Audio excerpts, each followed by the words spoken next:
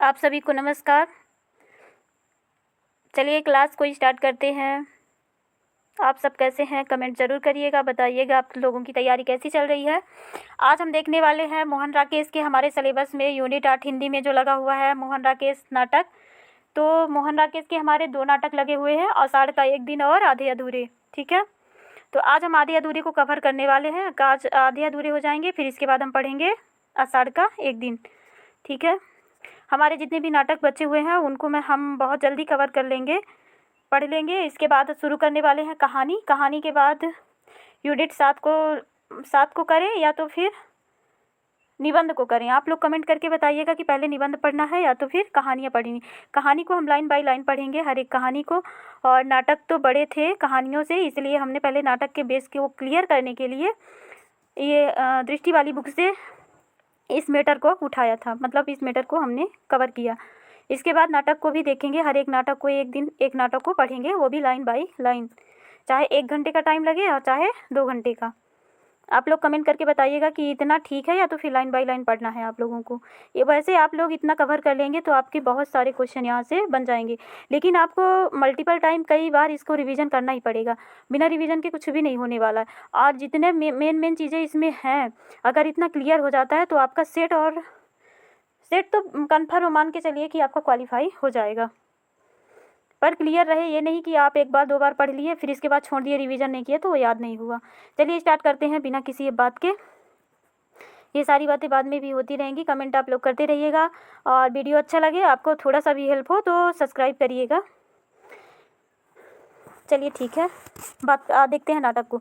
आधे अधूरे हमारा जो नाटक है, देखिए इसके पहले इसके बारे में थोड़ा सा बता देते हैं डिटेल से, मतलब थोड़ी सी समीक्षा करते हैं, सारांश क्या है। आधे अधूरे जो नाटक है मोहन राकेश का, ये सावित्री की कहानी है। सावित्री ये ना लेखक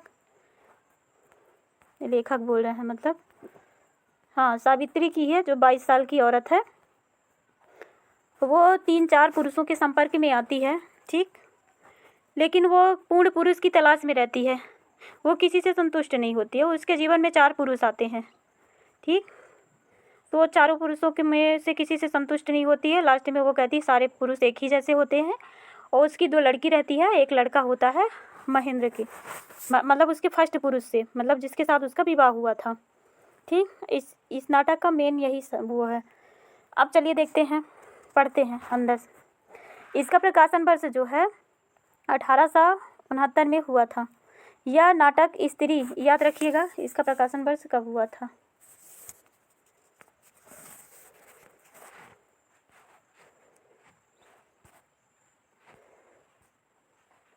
एक सेकंड रुकिएगा। इसका प्रकाशन वर्ष कब हुआ था, 1969, ठीक है ना, 1969 में हुआ था।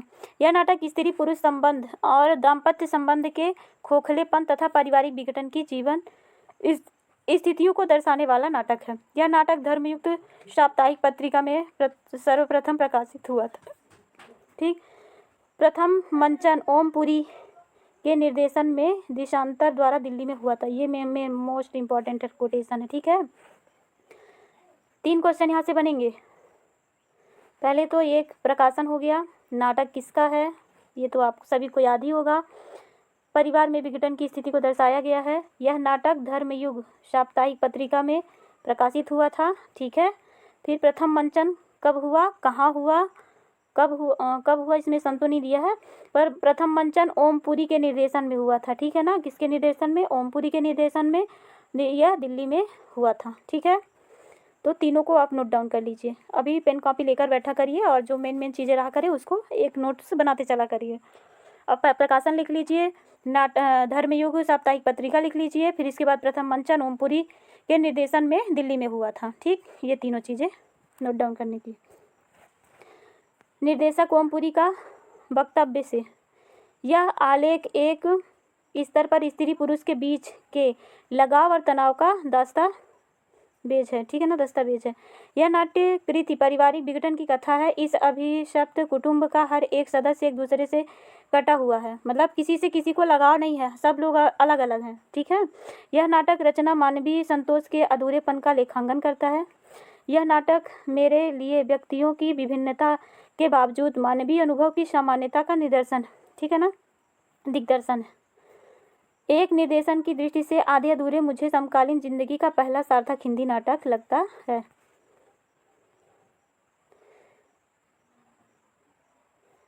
फिर है पात्र। काले सूट वाला आदमी, जो अब ये पात्र में काले सूट वाला, ठीक है ना, इसको नोट डाउन कर लीजिएगा। काले सूट वाला आदमी जो कि पुरुष 1, पुरुष 2, पुरुष 3 तथा पुरुष 4 की भूमिकाओं में आते हैं। ठीक, तो पुरुष 1 के रूप में कौन आता है? पुरुष 1 के बेस में पतलून कमीज महेंद्रनाथ क्या पहनता है? पतलून कमीज। ये सारी कोटेशन बिल्कुल मेन इम्पॉर्टेंट है, ठीक है ना, मोस्ट इम्पॉर्टेंट है। पतलून कमीज कौन पहनता है? महेंद्रनाथ, ठीक है ना। सावित्री का विवाह इसी से हुआ था, ये पति है उसका। सावित्री स्त्री का पति है, ठीक है ना। 22 साल का दाम्पत्य जीवन, इन दोनों का जीवन कैसे चला था? कितने साल? 22 साल। जिंदगी से अपनी लड़ाई हाथ चुकने की छटपटाहट लिए, ठीक, किसकी बात चल रही है? महेंद्रनाथ की, ठीक है, पुरुष 1 की। परिवार में अपने आप को बांस की तरह पाता है, वॉस की तरह पाता है। अब वह केवल एक ठप्पा, एक रबड़ का टुकड़ा है। महेंद्रनाथ का परिवार दिल्ली में रहता है। महेंद्रनाथ कहाँ रहता था? दिल्ली में रहता था, ठीक है ना, इसको नोट डाउन कर लीजिएगा। अन्य पुरुषों से पत्नी के संबंध को लेकर असहज, ठीक। अब है पुरुष 2। पुरुष 1 के बारे में आपने नोट कर लिया, कौन आता है? महेंद्र, ठीक। पुरुष 2 के रूप में पतलून और बंद गले का कोट, ये याद रखिएगा। पतलून बंद गले का कोट कौन पहनता है? यहाँ से क्वेश्चन बनेंगे। पुरुष 1 कौन था? सिंघानी। पुरुष 2 कौन था? सिंघानिया। पुरुष 1 कौन था? कौन था पुरुष 1? अभी पीछे पढ़ के आए हैं, महेंद्रनाथ, ठीक है। पुरुष 1 कौन है? मान लीजिए मिलान करने के लिए ही दे देता है। पुरुष 1 महेंद्रनाथ, फिर है पुरुष 2। पुरुष 2 कौन है? सिंघानिया, काले। और एक तो ऐसे दे सकता है, दूसरा कैसे दे सकता है? दूसरा इस तरह से क्वेश्चन बना देगा। पतलून कमीज, एक तरफ पतलून कमीज कर देगा, एक तरफ महेंद्र को लिख देगा, ठीक। एक तरफ पतलून कमीज और बंद गले का कोट, दूसरी तरफ सिंघानिया, इसमें से मिलान करने के लिए दे देगा इनको आगे पीछे लिख करके, ठीक। तो इनका नोट डाउन करते रहिएगा मतलब क्रमशः लिख करके आप इनको याद कर लीजिए। सावित्री का बॉस था ये। इससे सावित्री अपने लड़के की नौकरी की सिफारिश करती है, असंबद्ध बातें करता है, अपने आप से संतुष्ट फिर भी आशंकित है ये। फिर आता है पुरुष 3, ठीक। पुरुष 1, पुरुष 2, पुरुष 3। पुरुष 3 में जैसे ऊपर बताए हमने, पहले इसका भी नोट बनाते रहिएगा, इसको भी उसी तरह से नोट डाउन कर लीजिएगा। पतलून टी शर्ट, पतलून टी शर्ट कौन पहन के आता है? जगमोहन, सावित्री का पुराना मित्र है, वर्तमान में पुनः दिल्ली ट्रांसफर हो गया था इसका, ठीक है ना। सावित्री अंत में जगमोहन के साथ जाना चाहती है परंतु असफल है, अपनी सुविधा के लिए जीने का दर्शन पूरे हाव भाव में, ठीक। अब है पुरुष 4। पुरुष 4 जो है पतलून के साथ पुरानी कट का लंबा कोट कौन पहन के आता है? जुनेजा, ठीक है। जगमोहन, लास्ट में कौन आता है? जुनेजा। सिंघानिया, महेंद्रनाथ, सिंघानिया, जगमोहन, अब आया कौन? जुनेजा, ठीक। तो ये क्या पहनता है? पतलून के साथ पुरानी कट का लंबा कोट। महेंद्रनाथ का ये कौन है? महेंद्रनाथ का मित्र तथा पुराना बिजनेस पार्टनर है। महेंद्र का मित्र तथा पुराना बिजनेस पार्टनर है। नाराज व्यतीत होकर महेंद्र जुनेजा के घर जाता है, सावित्री से महेंद्र को मुक्त करने का आग्रह करता है। स्वभाव में कईयापन है। स्त्री उम्र 40 को छूती हुई, सावित्री की उम्र कितनी थी? 40 थी, ठीक है। केंद्रीय पात्र है। पुरुष 1 की पत्नी है, मतलब कि महेंद्रनाथ की। एक पूर्ण मनुष्य की तलाश में है। पारिवारिक जीवन में जिम्मेदारियां तथा अन्य सदस्यों की लाभ में रवैये से तंग है। खींच और तनाव से ग्रस्त रहती है, ठीक। फिर है बड़ी लड़की, उम्र 20 से ऊपर नहीं है। बिन्नी की उम्र कितनी है? 20 से ऊपर नहीं है। और सावित्री की 40, ठीक है, याद रखिएगा, इसको नोट डाउन कर लीजिएगा। सावित्री के दोस्त मनोज के साथ भागकर शादी की है। सावित्री के दोस्त मनोज के साथ भाग करके ये शादी कर लेती है, ठीक है ना। सावित्री का एक और दोस्त था, ठीक है, कौन है? मनोज। मनोज, यहाँ पे लिखा ना, सावित्री के दोस्त मनोज के साथ भागकर शादी कर लेती है। तो ये माँ के दोस्त के साथ क्या करती है, भाग के शादी कर लेती है। भाव से परिस्थितियों के से संघर्ष का अवसाद और उतावलापन, कभी कभी उम्र से बढ़कर बड़प्पन, पूर्व व्यक्तित्व में एक बिखराव है, अब घर में बेगाना महसूस करती है। ठीक है। छोटी लड़की जो है उम्र 12 और 13 के बीच में है। किन्नी की उम्र कितनी है, 12 और 13 के बीच में है। इसकी कितनी थी, 20 से ऊपर नहीं थी। भाव स्वर चाल हर चीज में विद्रोह,